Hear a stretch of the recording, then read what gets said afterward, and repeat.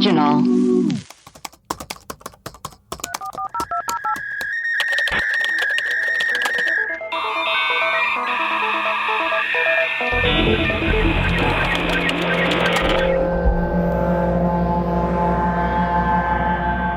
Hello and welcome to Web Crawlers. This is a mini episode, which is a shorter version of our main episodes where we talk about everything weird, creepy, supernatural, conspiracy, you know the drill. Today, I am super excited because we are going to be talking about the New York Times documentary framing Britney Spears and just about Britney Spears in general. Her conservatorship, what's going on there, her life in general. And we are super, super lucky today to have on the podcast Tess Barker. She is one of the creators of the Free Britney movement.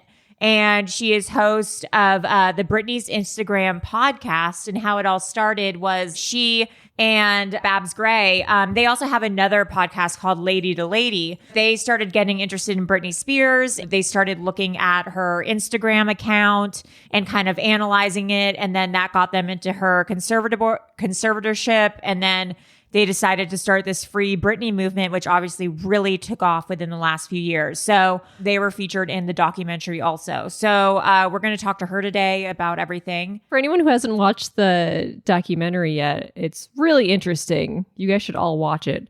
It's about Britney's life, the people she trusted, the press that like hounded her. Like it follows her from like being America's sweetheart to like this present day conservatorship that like she doesn't have control over her own life. And it also goes into like Justin Timberlake, how like he forced her to play the villain in the narrative of their relationship, and also the media who just like mocked her when she like finally cracked. Well, the media of that time in general, it's crazy. And they show some of the gossip magazines. And then also, it's interesting at the same time, a documentary on Anna Nicole Smith was also released. And they're kind of in the same vein. Like women of this era were totally mistreated and misrepresented and put into boxes and unable to be anything despite that. And so it'll be interesting to kind of get into that. Have you guys ever met Britney Spears? No. Because I have. What? Tell us your story. I did. Shut up. In like 2007, I used to work at this restaurant in West Hollywood called Hamburger Mary's. Oh my God, the drag bingo? Yes, drag bingo. That was my life for like 3 years. I was the assistant to the owner, and she came in one day, like during the day, and like we got a call that was like, Britney wants to come. And like, of course, like the guys working at the restaurant were like, they were freaking out. They're like, oh my God, Britney's coming. Oh my God. Like running around, like, what do we do? I'm like, I don't know. What do we do? Like, and it was empty. There was no one there. It was like 1 p.m. on a weekday. And she sat in like the corner booth, and like she had, of course, like there were paparazzi outside the restaurant. Oh God. And like we, of course, didn't let them in. But she was there with like a friend. And like some of the guys working there, like they got pictures with her. She was so nice. And then she walked out through the kitchen, through the back, because like the front was full of paparazzi. Yeah. And she like came into the kitchen, was like talking to the workers, was like, y'all are super nice. I want to work here one day. Can I come work here? And we're like, yes, Brittany, come work here. You're like, please, let's switch and like jobs. I got pictures, and she was so nice. Did they have good burgers there? They're amazing. Yeah, are they really? Ask the real questions, Maria. I mean, they're like giant. The minute you said she wanted to come in and eat a burger, I was like, okay, well, I need to know what these burgers are like. Well, they're like giant burgers. The burgers that have like not my thing, a ton of toppings. Not my thing either. They are really good though. Okay, I don't like the burgers with a lot of toppings, but like they're good. I want a flat smash burger.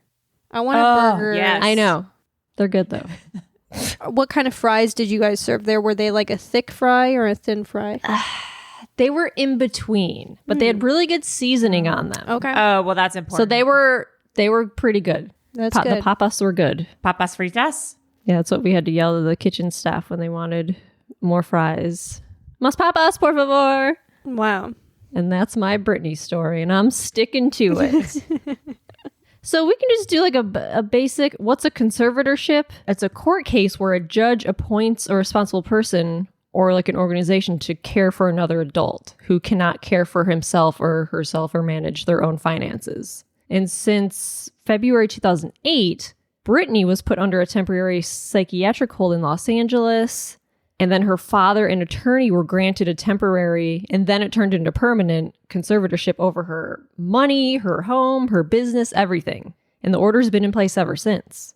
In 2020, in August, she filed paperwork that says she is strongly opposed to her dad, Jamie, being her conservator. Well, there's all this stuff from what I know. I think like he has struggled with alcoholism and was kind of like transient in and out of her life. And I think at some point, I mean, we'll get into it more, but like I think Kevin Federline has a restraining order on Jamie because of the kids. Yeah, because apparently Jamie, her father, was physically abusive or something with one of the kids. Yeah, I read that too. And so Britney only has, I think that it's 30-70 is the child custody agreement, where she is 30% and Kevin has 70%. So she doesn't even have... Oh, interesting. I don't know how often she sees them. But yeah, her Instagram over the past few years, it's just been odd. Mm-hmm. A lot of, she dances, she'll show off like different clothes that she wears. It's real hostage situation looking. Like she doesn't talk about, it's very like everything's great. Yeah. And like quotes. Well, what's weird to me about a conservatorship is I feel like it's usually for people who are like older or suffering from dementia or who are completely unable to take care of any aspect of their life. And I think that the issue here is that, and even it says in like the legal terminology of the conservatorship that they're running it quote unquote like a business. Like Britney is fully able to work. Like she had a Las Vegas residency during this. Like she's a fully capable human being. So what is the nature of this conservatorship? Obviously her behavior now seems very different than like what her behavior was like when she was a child or like when she was in her adolescence. Like you can see interviews and even physically she seems different. Yeah. Mm-hmm. So I'm not denying that there's some sort of psychological thing going on, but is it to the point that needs to be a conservatorship? And is that psychological thing that's going on like trauma just from being in the limelight, you know? Because there was this documentary that Maria sent that I watched yesterday that was like the 3 months before her MTV performance. I can't remember what year it was. 2008? I think it was 2009. 2009? Yeah. For the record. She seems totally fine. Yeah. She did seem a little like over it. But this was after the break. That was after like the head shaving. That was after the car. That was after the conservatorship started. So this was all like right after all this started. So her dad was like living with her and that was all going on. And she's like a completely different person from who she is now. Like she seems fine in that. Like she seems like Britney Spears. You know what I mean? Yeah. Yeah. Yeah. I mean, to me, she seems now like someone who's like being like force medicated or like, it's like this weird hostage. I don't know. It's just, you can see that there's definitely some sort of difference in her personality. And I'm just so curious as to like, what is it that we're missing? Like there's some sort of piece of the puzzle that obviously like we as the public are missing because like, why is this conservatorship like allegedly necessary and why does it keep continuing to be imposed when it's brought up in court? You know, like there's got to be something that we as a public don't know about or are missing, or is this like a human rights violation like that's happening in front of our eyes? You know, like there's got to be. I know yesterday there was that they had another court case yesterday, and I believe she has 2 people running the conservatorship, and I believe her dad it was a win for Britney. It was good news for her. Like her dad doesn't have full control over it. It's the other person who's running it. Oh, really? Has more control now. Yeah, but I believe her dad is still a part of it. Oh, Tess is here. Let's let her in. Do you want to kind of like announce to everyone who you are, what you do, and kind of like how you're affiliated with the Britney Spears multiverse? Sure. My name is Tess Barker. I'm a writer, comedian, and Britney Spears investigative journalist. I love that. My podcast, Britney's Gram, which started out as a comedy podcast where, the joke was going to be that we took a really serious, in-depth analysis of Britney's Instagram feed, sort of inadvertently led me down this rabbit hole where I stumbled across what I thought were some very problematic and mysterious things about her conservatorship, which kick-started a lot of discussion about that on the show. And then we were contacted by a whistleblower from Britney's legal team who left us a voicemail kind of telling us what was going on, released that episode, and sort of started this iteration of the Free Britney That was a good episode. I listened to that episode. Thank you. That's so crazy. So what started as kind of like a comedic adventure really could end up changing Britney's life and has started this whole movement to even help her or change the nature of conservatorships in general. Yeah. What kind of things were you finding out through investigating her Instagram? Well, I think at first I was aware of the conservatorship because I had read an article in the New York Times that came out in 2016 sort of questioning the necessity of it. So that was always sort of on our radar. And honestly, I think it was just a function of we were trying to talk about an Instagram post for half an hour. So the conversation would just kind of the natural extension of a lot of our conversations when we would do a deep analysis on a meme let me shop and no one gets hurt. Mm-hmm. Well, you start talking about the conservatorship because when you really get down to what you think psychologically was going on behind that post, it's the conservatorship. So I think those were sort of the early things, is looking at these things that I think if any of our friends from high school posted, we wouldn't think twice about. But knowing what we knew about Britney's life, it kind of started to point into this truth. That's so crazy. So for those of us who don't really know, or for the listeners who don't know, what is the nature of Britney's conservatorship? It's extremely restrictive. When you're put under conservatorships, the reason that most medical and legal professionals say that they should be a last resort is because they are extremely restrictive. Yeah. Once you're conserved, you do effectively lose your rights as an adult. So you can't sign a contract. You can't even get married. Your conservator has the right to decide. Yeah. Your conservator has the right to decide who can call you on the phone, who can come over to your house, where you can go, what kind of medical care you will get, what you can eat. Oh my God. And then additionally, she's under something called a conservatorship of her estate, which means that she has no access to any of her money. Right. And what's particularly troubling about Britney's situation is that obviously she's been working consistently throughout this entire period. Yeah. So because she doesn't have the legal right to enter into a contract, there are some issues of consent at hand here because she legally can't consent to work. So she's being placed into contracts by other people and then not being given access to the revenue that she's generating from working those contracts. Whoa, that's really crazy. So scary. That's worse than I thought it was. Yeah. It's so interesting too because you mentioned the thing about the access to the medical doctors and things. And in the documentary, there was that clip of her at MTV where she's talking about I'm talking to these therapists or these doctors and I'm saying one thing, but they're only hearing what they want to hear and they're not listening to me and it's getting really bad. And that's kind of indicative. What if, the doctors that she's even talking to are kind of in on this, whatever it is that's going on, where they're not even really genuinely caring about her well-being. Right. Exactly. And a lot of the people that have come into the fold of the Free Britney movement aren't even necessarily huge Britney Spears fans, but there's a lot of people who are mentally ill or have some sort of disability and are really worried about the disability rights at play here because many people are mentally ill and the majority of mentally ill people have the right to seek care from different doctors. And if a certain doctor isn't working for them, then they have the legal right to go see a different doctor and try a different treatment plan. So that's the level of autonomy that's been taken from her is, just sort of the right to manage her own care.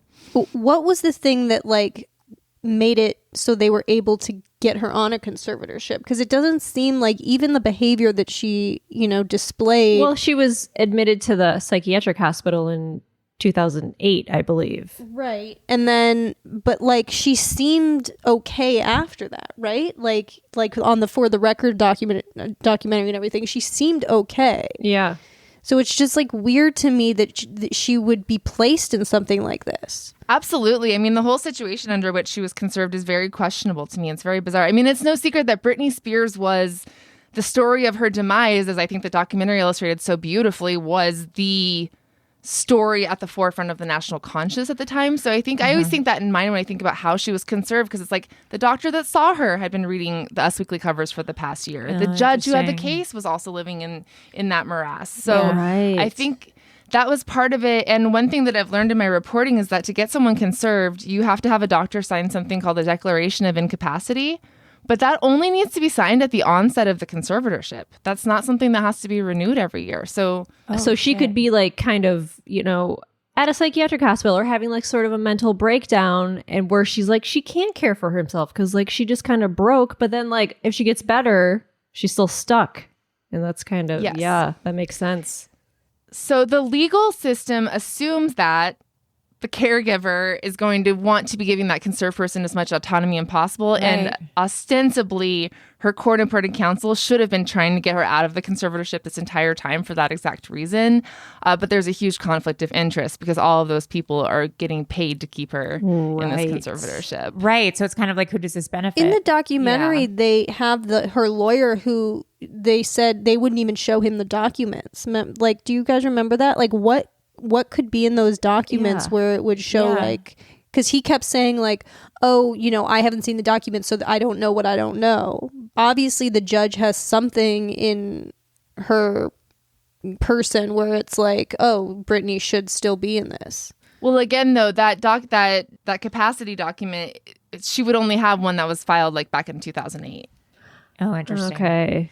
Yeah, this is because that's what was so confusing for me. I was like, as the public, is there something a piece that we're just missing or like not privy to, or information that we're not getting that would complete this puzzle? Or is this like a human rights violation, you know? But like, as in the documentary, it was kind of seemed like, oh, this is a conservatorship / business. Like, that was the part that really didn't make sense to me, that made me think like, oh, they're really kind of using her and like running her dry more than it is like there's a piece of a mental health puzzle that we're not really known to us or to the public. Yeah, exactly. I mean, yeah, that business hybrid. So what turned Britney's Gram into like a true crime podcast was when I started to read some of the legal documents around the case, and I became sort of obsessed with what was going on. But that document, the business hybrid model, that changed my entire perspective of what was going on, because I thought that's extremely inappropriate. I mean, the standard to being conserved is that you're unable to provide food or shelter to yourself. So I think from what we see publicly, it's pretty clear that Britney Spears has the capacity to provide food and shelter to herself. Right. But even if it's the case that she is so severely mentally ill that she is gravely disabled and does need to be conserved, then I think we need to start thinking about these work contracts that she's been entered into without her consent. Yeah. Yeah, it's like a double-edged sword. Like, if there is actually something so severe going on, then she needs to be reeled back from all this work and publicity and things like that she's being forced into doing. It seems like that she's not consenting to do. Like, if there is actually a huge mental health issue going on that maybe we're not privy to, then like, no matter what, this conservatorship needs to be adjusted, regardless of what's going on behind the scenes. Well, yesterday there was the court case yesterday, and I read it was good news for Britney. It was like her dad doesn't have full control anymore. Yeah, I mean, honestly, yesterday's hearing was pretty inconsequential. All they really did was reaffirm a decision that they'd made in November, which is that they were going to allow Britney to bring on this fiduciary company in addition to Jamie. Okay, right. No petition has been filed to remove Jamie still, even with all this public pressure and even with all these eyes on the case. And, you know, I've talked to numerous lawyers, and it really would just be a matter of having Britney file that petition and then start those proceedings. And can Britney file a petition on her own, or is that something she'd have to ask Jamie to do? Like, hey, Jamie, I want to file a petition against you. And then Jamie's like, no. And then it's just, you know, like squash. Like, how does that even work? She has a court-appointed counsel. His name is Samuel Ingham. And that's the only attorney that she's had access to for the past 13 years. Oh, wow. He makes $10,000 a week. And that's the guy that kicked Adam Streisand out of the courtroom. It was Samuel Ingham who said, oh, I don't think she has the capacity to hire her own attorney, based on my assessment. So he's the only guy who could do it. Yeah. Oh my God. She's stuck. She's trapped. It's so frustrating because it's like, she's Britney Spears. She should have Amal Clooney as a lawyer. I don't know if she should have the best legal team money can buy. And part of what infuriates me about the situation is that her own money is being weaponized against her because she's paying for her dad's lawyers who are very fancy. Oh, fuck. What a nightmare.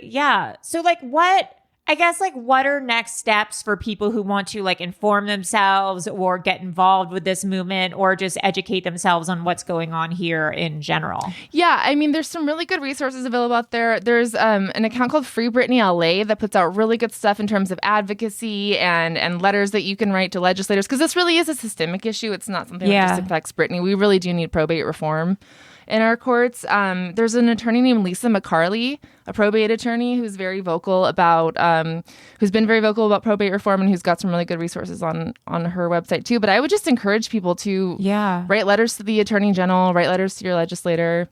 It's crazy. Do you think she really is in her post where she's like talking about, do you think she is saying hidden messages in there, or do you think she doesn't even have control over any of that? You know, it's funny because we started the podcast analyzing her Instagram, and I really don't know what to make of it. Like, I feel like it's become an even more mysterious account than when we started. I go back and forth day to day. Like, sometimes I think it's all her, and sometimes I think it's a totally different team posting things. So I really don't know. I guess my gut is that she's posting, but I don't know. Because the one that was posted after the documentary came out, she was like, people aren't really what you think they are, or like something to that degree. And everyone's like, this is not Britney posting this. Like, is it? But then like her boyfriend was like, the paparazzi would ever talk to him, and he was like, yeah, her dad sucks. Like, so that was the first time anyone has ever said anything, like her boyfriend has ever said anything. Yeah, I mean, that was huge. There's definitely like a cone of silence around this whole situation. Yeah. Very much. I mean, as I think you see with like a lot of these Hollywood stories. I mean, a lot of the story does kind of remind me of like the Bill Cosby situation or the Harvey Weinstein situation, because it's something that I think there were whispers about for a long time. Yeah. And there is a lot of silence and there's a lot of power at play. So yeah, for her boyfriend to be that outspoken, I think shows that the tides are changing, hopefully. To that effect, kind of like a last question is, what did you think about Justin Timberlake's Instagram post a few minutes ago? Did you get to see it yet? I just saw it right before jumping on with you guys. I mean, too little, too late, but we'll take it. Yeah.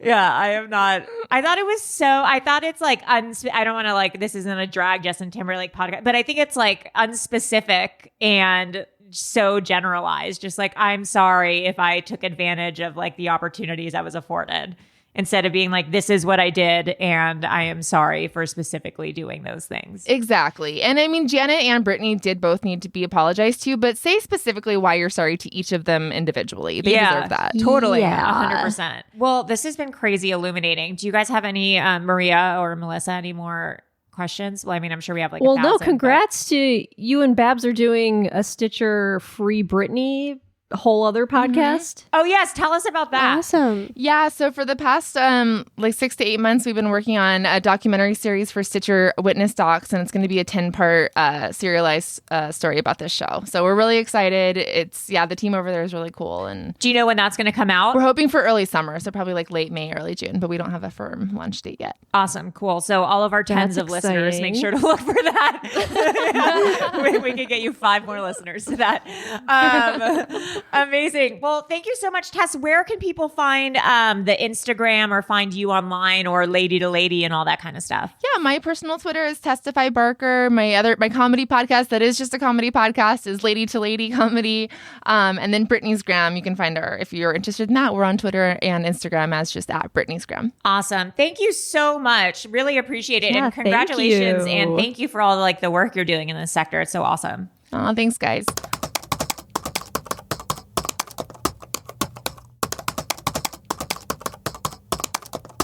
It's weird. Like, I go back and forth on her Instagram posts, like, oh, she posted this, then like, oh no, she did not post this.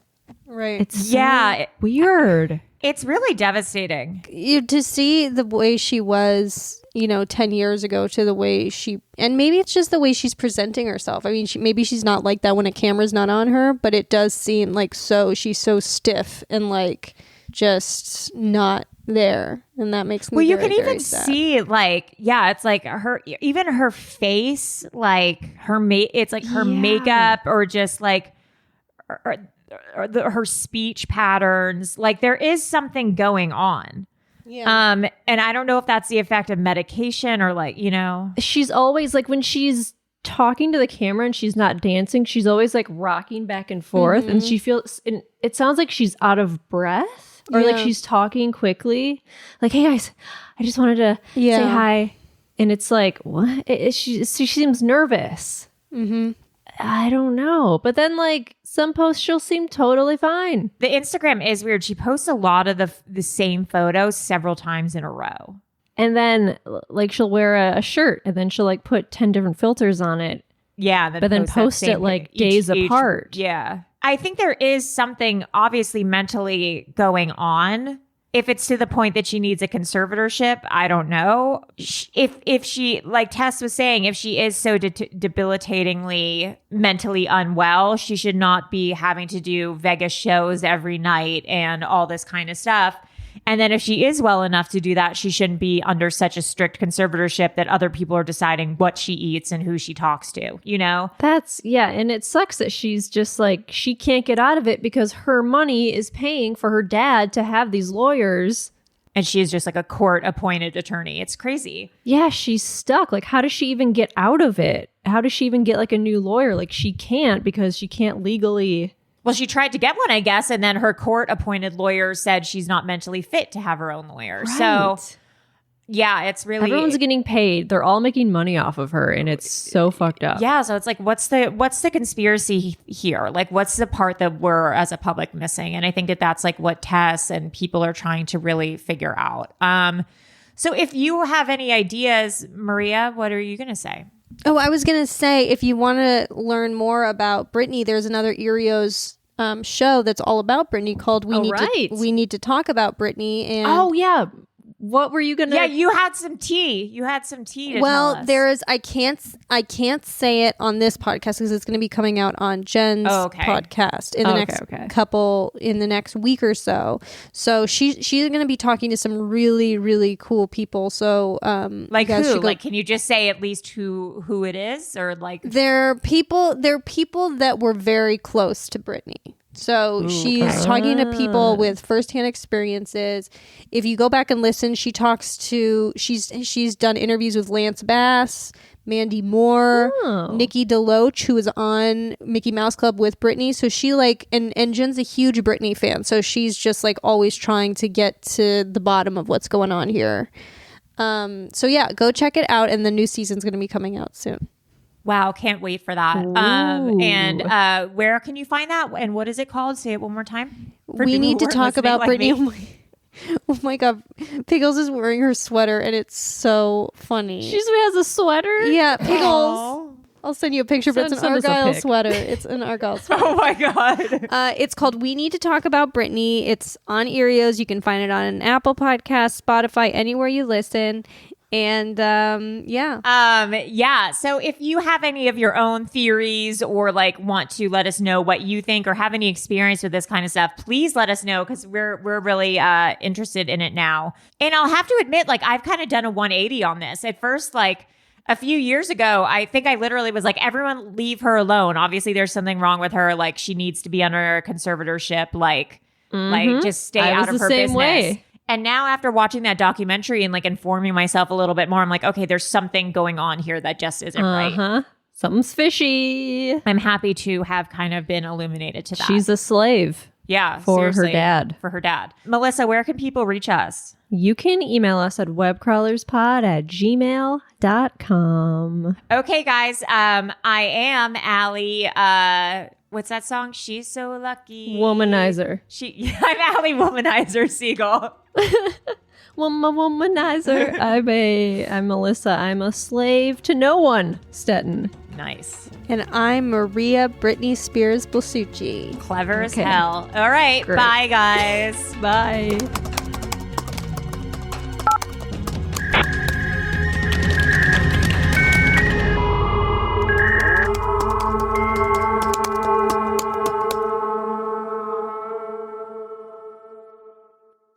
An Erios Studios original. Powered by Acast.